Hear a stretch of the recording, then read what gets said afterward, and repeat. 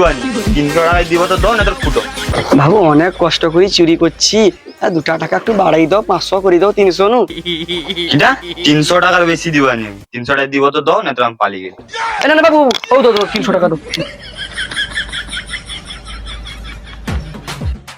না বলি বলি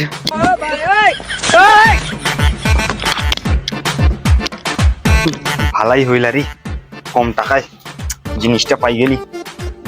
যাও, আচ্ছা গেলে 300 তো হয়ে যান তো সকাল।